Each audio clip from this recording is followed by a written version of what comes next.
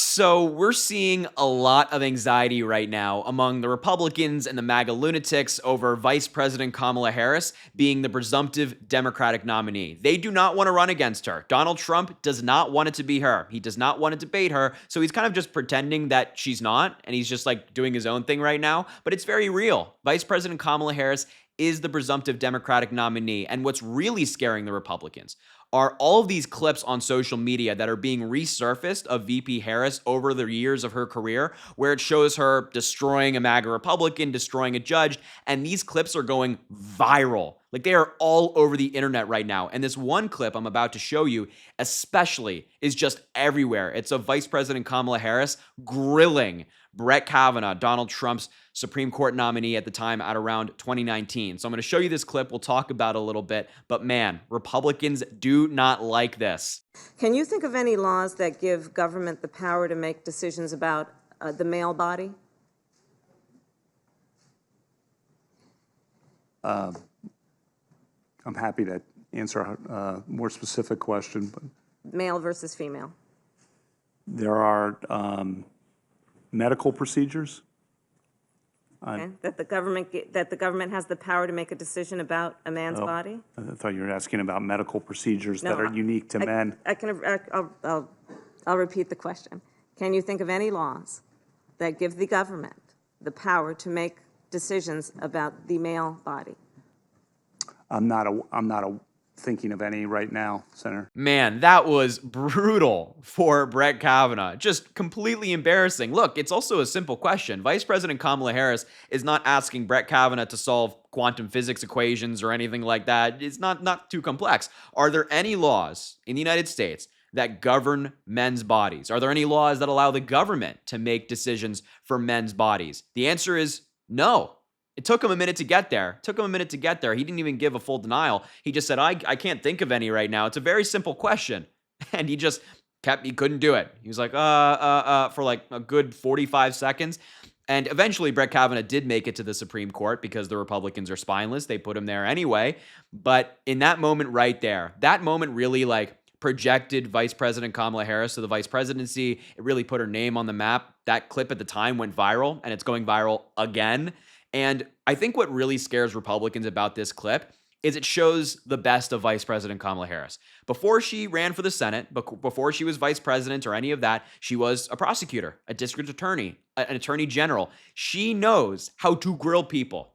She knows how to debate. She knows how to argue. She knows how to put people in corners. And right there, Brett Kavanaugh was put in a corner by Vice President Kamala Harris, and he couldn't get out. He's like, kind of freaking out. It shows the best of her. It shows why Donald Trump will not step on a debate stage with her. He will not do it. I'm making my prediction, and I really think Donald Trump won't do it. Maybe he'll surprise all of us, but I highly doubt it. And as I mentioned earlier, Trump doesn't want it to be Vice President Kamala Harris because of videos like this. He just doesn't want to deal with the embarrassment of getting destroyed by Vice President Kamala Harris in front of the entire country. So his campaign and he himself are still running against Joe Biden. They're still bringing up Biden's name in their attacks. Take a look at this. This is from Donald Trump's campaign manager, Chris LaCivita, who has attacked me before. He's a little bit of a coward, but I digress. Here's what he said on social media today. Quote, "What happened to Joe Biden? Where is he? We haven't seen him since July 17th, around the time he got COVID." So I don't know if Chris LaCivita doesn't read the news, but Joe Biden is in Delaware. He's social distancing because he has COVID. He's resting up. That's what people are meant to be doing. They're not meant to be going out and partying and shaking all these hands for political reasons. He's sick.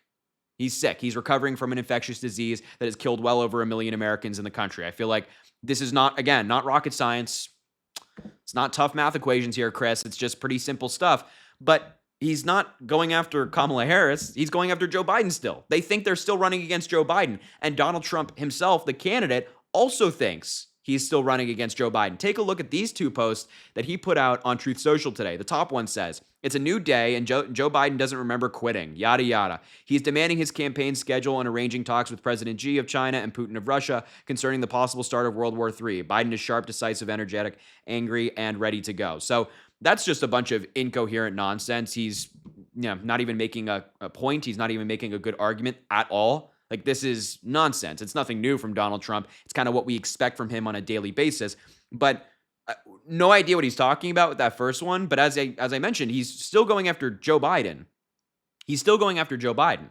He's not saying, oh, here's what I disagree with on Kamala Harris, because he doesn't want it to be her. He doesn't want to believe that he has to pivot the attacks. And he's just too slow to get there. He's too slow to get there. Anyway, the second one he put out was, the Democrats pick a candidate, Joe Biden. He loses the debate, then panics and makes mistake after mistake, is told he can't win, and decide they'll pick another candidate, probably Harris. They stole the race from Biden after he won it in the primaries. A first. These people are the real threat to democracy. Can you believe that? Can you believe that he really put that out? First of all, I mean, I could say so much about this. The race was not stolen from Joe Biden. He made the decision himself to bow out gracefully. He made that decision himself. He huddled with advisors in Delaware, and they showed him data, and he felt that the argument for him staying in was not compelling enough. And he decided by himself to step out of the race, passing the torch down, putting the country before himself, because we recognize the threat that Donald Trump poses to democracy. And I find it so rich that in that last sentence right there, he says these people are the real threat to democracy. So let me just get this straight.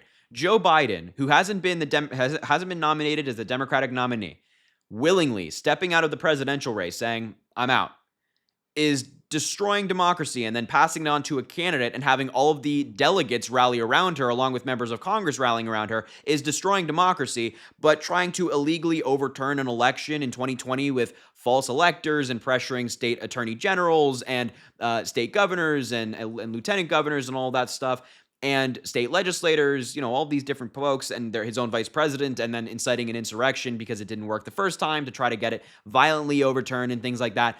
According to Trump, that is not a threat to democracy. That is peaceful protest or perfectly legal and nothing wrong.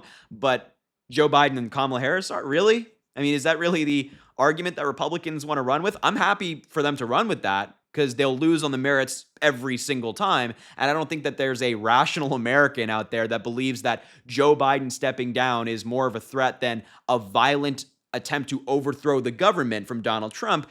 But he's really typing. That's the attacks they're going with thus far. They really haven't figured Kamala Harris out yet. You'd think that maybe they'd have like a contingency plan just in case.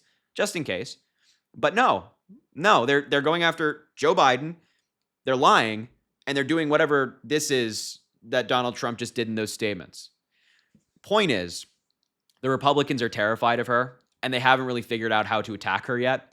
And there's just so much energy surrounding Vice President Kamala Harris and her campaign. There's a record amount of donations, around 80 million over 24 hours. More and more people are signing up to the campaign, more volunteers, more new donors, all of this stuff. There's an energy surrounding Vice President Kamala Harris's campaign, and it's around the country. It's not just in some states. It's not just coming from very particular areas. No. It's coming from everywhere. And that scares the Republicans. Donald Trump doesn't want to get on a debate stage with her, and they don't want it to be her. So that's what the Trump campaign was up to today. Still trying to figure it all out. So anyway, I just wanted to bring these things to your attention, especially that hugely viral video of Kamala Harris. It has like well over 10 to 20 million views on Twitter specifically right now, along with other social media platforms. So huge video. And it really, as I mentioned, shows the best of who our new Democratic nominee is. I'm excited to vote for her, and I hope you are too. And I think I should still be saying, and I want to preface this by saying, I'm incredibly grateful for Joe Biden and his service. And man, I could say so much positive about him. But I want to wrap up the video there. Thank you so much for watching. Make sure to subscribe down below. It goes an incredibly long way. Also, drop a like on the video and comment. Let me know what you think about all of this. And look, I appreciate you being here. I hope you're taking care of yourself, and I hope you have an amazing rest of your day.